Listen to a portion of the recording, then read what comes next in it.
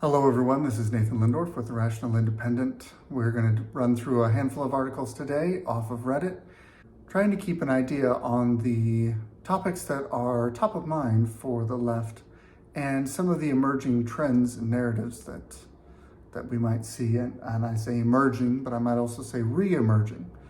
There do seem to be a handful of ideas that, like a bad penny, just keep turning up and turning up. When they don't get enough traction, they simmer back down and then they pop up again next time they can. Let's see what we got on the docket today. From Los Angeles Times, an opinion column, thankfully, an opinion writer. Really, young voters, you want to teach Democrats a lesson by letting Trump back into the White House? It's a bad joke, but here we go. I almost spit out my Geritol the other day when I read what one young voter in Philadelphia told NBC News about why she is disillusioned about the upcoming presidential election. I don't think the presidency has too much of an effect on what happens in my day-to-day life, says a Biden voter who says she will not vote for the president at all this year if she has to choose between the disappointing incumbent and former President Trump. Seriously? Maybe she believes she will never have an unintended, unwanted pregnancy. However, if she does, she's lucky enough to live in Pennsylvania where abortion is still legal. It appears that this woman objects to the, ultra-conservative majority on the Supreme Court that Donald Trump created. However, being as someone who is on the right, most of the federal bench is pretty squishy and not far right enough for a lot of the people that I talk to, people in my circles. So perhaps they're ultra-conservative from her perspective, but from another perspective, they're squishy in the middleists. But of course, it's truly a terrible thing, overturning nearly half a century of reproductive rights. Okay, I'm not going to get into abortion. I will simply say this. If government granted you the right, government can take it away. The framework for rights is the rights that we have without the government granting or taking things away from us. That's why the founders framed it as life, liberty, and the pursuit of happiness. Those are things that don't require government intervention for or against. Those are things that the Constitution and the Bill of Rights are designed to prevent the government from trampling on those God-given rights. The Bill of Rights is not the rights that the government grants the citizens. It describes the rights in more detail that God gave us, individual citizens, and that the government is expressly not allowed to mess with, even though the government really, really wants to. Why am I saying this? Simply this. The narrative that the Dobbs decision overturned a half-century of reproductive rights frames the idea that your right to an abortion was granted to you by the government. From where I stand, the right to life is encapsulated in our founding documents. I just said it a minute ago. Life, liberty, and the pursuit of happiness. Put simply, Donald Trump returning the right to the states to decide on abortion was a move in the right direction. And if you're calling that out as something that is evil and wrong, you're on the wrong side of this issue. I mean, we have one of these conflicts that cannot be teased apart. These are incompatible worldviews. As we go along, interestingly enough, we have another incompatible worldview. She talks a little bit about stats showing that a lot of young voters supported Biden in 2020 and now looks like they're not going to. Interestingly enough, one of the largest reasons for that is Biden's handling of Israel's war against Hamas and the humanitarian crisis in Gaza. What's interesting, when we talked about Israel's war from Bernie Sanders' perspective a few days ago, that's a piece of narrative framing that I'm seeing now in common across multiple outlets. The way the left wants to present the issue in Israel, Palestine, Gaza, that whole section of the world, is that what's going on right now is Israel's war. In other words, Israel is choosing to wage war on the Palestinians. That's the framing. And interestingly enough, history apparently starts on October 7th. or no, December 7th, December 8th, whatever. It's very difficult to talk to someone who supports Palestine and talk to them about the full historical record of what's going on. Typically, they're not all that interested in it. They have very strident, strong feelings. They feel that Israel's in the wrong. They see Biden as too supportive of Israel, so they are less willing to support Biden. That's been one of the things that has caused a swing in the polls recently, causing Biden's numbers to dip, is that a lot of young voters are so incensed on this topic that they have shifted away from Biden, not necessarily towards Trump, just away from Biden. And we're not even going to touch the whole student loan debt cancellation debacle. So anyway, shockingly, the LA Times has an opinion article that looks at the world from a far left view, and basically, Donald Trump is going to be a dictator if he gets reelected. And so teach Democrats a lesson by electing a democracy-destroying authoritarian. Notice again, democracy, our democracy, Israel's war. This wording is specifically chosen. My mother used to call that cutting off your nose to spite your face. Here's a delicious bit of narrative formation. Trump didn't even write his tweet urging January 6 protesters to remain peaceful. So what do we take from that headline? Well, we take from that headline that Donald Trump was hesitant to tell the protesters to be peaceful. That, therefore, by implication, Donald Trump was supportive of the violence that occurred at the Capitol on January 6th. As Donald Trump watched rioters storm the Capitol on television, one of the president's top aides drafted Trump's first tweet that urged protesters to remain peaceful. Again, we have to look at the specific narrative framing.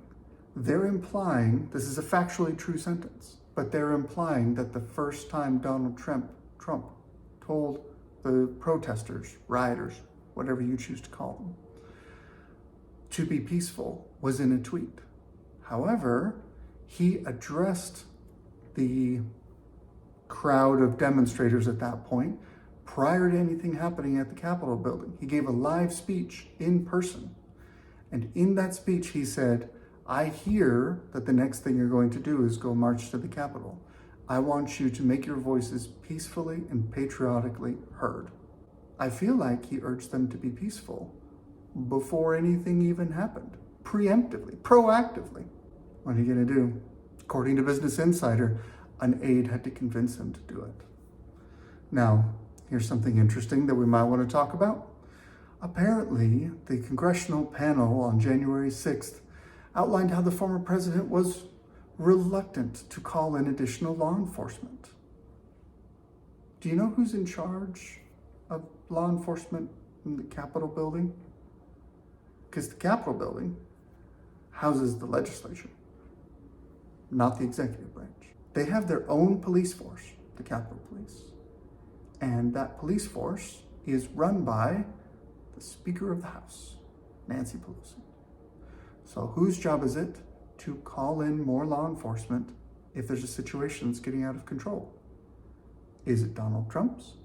Because if I recall, when Donald Trump ordered, I think it was the National Park Service, to clear protesters out of a park near the White House, he was lambasted over that for months, if not years.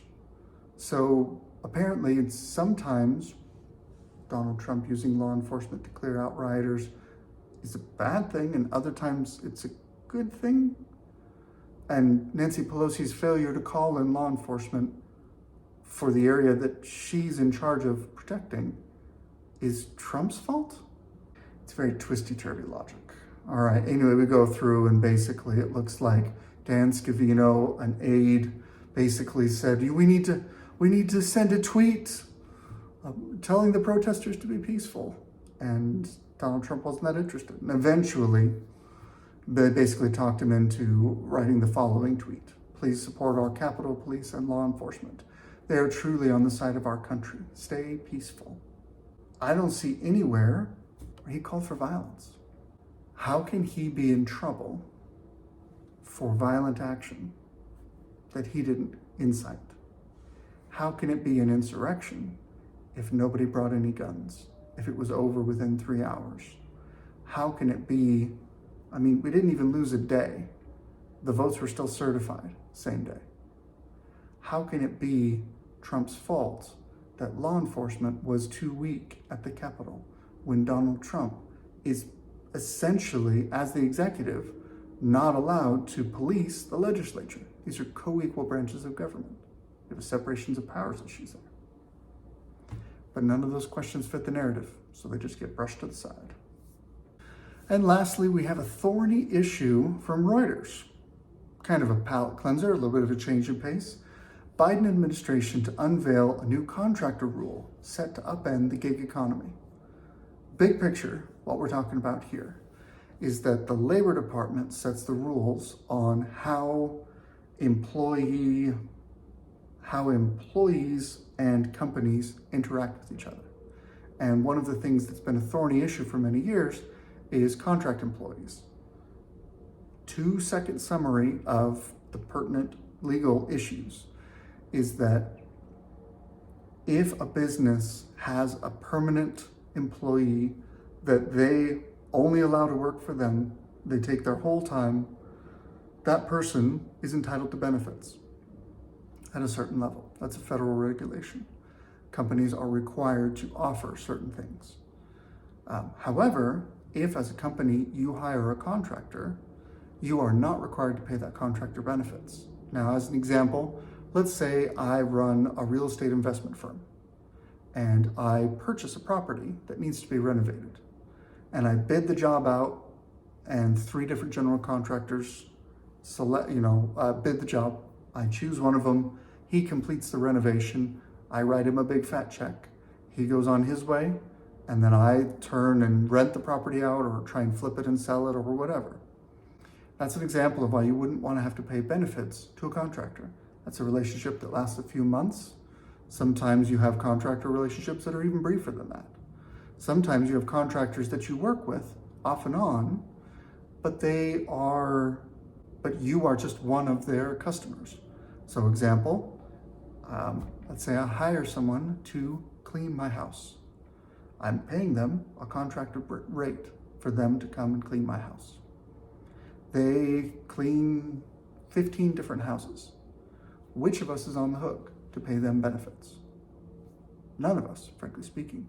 They're independent contractors or they run their own business, and their business, we are not their employer, we're their customer. So that's the one side of the contractor question. On the flip side of the contractor question is you have someone like Uber. Uber really only works, their entire business model relies on their drivers being independent contractors. Because what that enables them to do is open the door as wide as possible, to accept as many drivers as possible, so that they can have drivers that only drive once or twice a week, maybe even once a month. And there's no incremental cost for Uber to carry that driver on their books.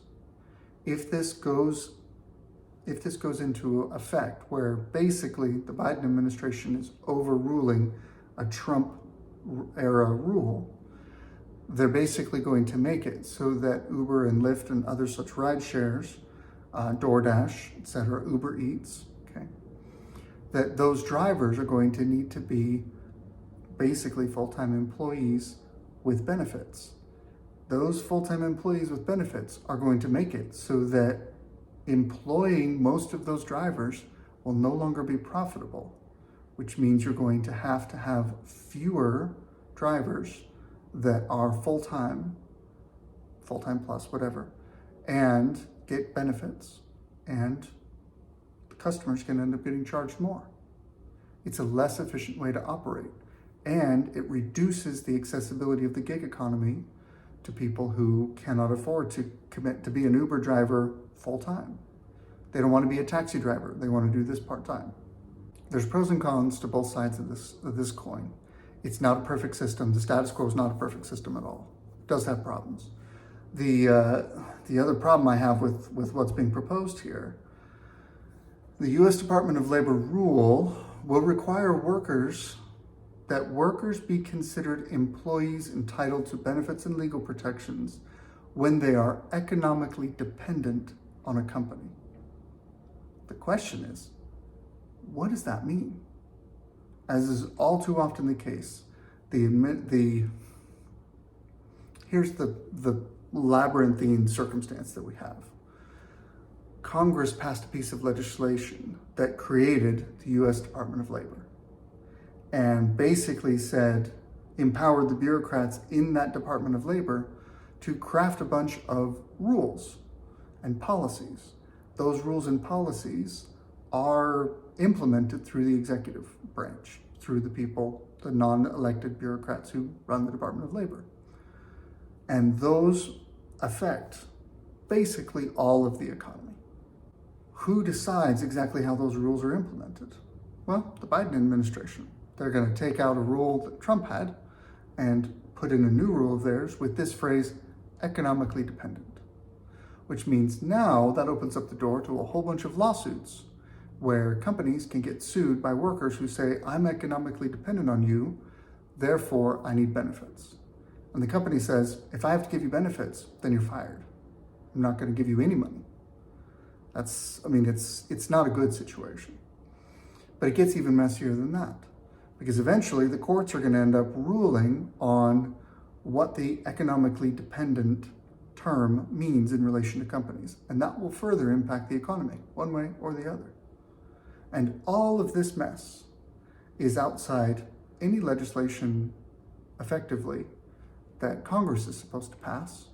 All Congress does, and has done for decades, is pass these mammoth spending bills and craft new regulatory agencies that they basically give them a framework to operate in and say, you write your own rule book. And then we staff it with a bunch of permanent bureaucrats, and they write their own rule book, and they run, and it's part of the executive branch. Effectively, Congress has been ceding its power piece by piece over the executive branch for a couple generations now, in case you didn't know that. Let's offer a compare and contrast. This rule would replace a Trump administration regulation that said workers who own their own businesses or have the ability to work for competing companies, such as a driver who works for Uber and Lyft, can be treated as contractors. So that is easily implemented, easily adjudicated, not vague at all. It's pretty straightforward.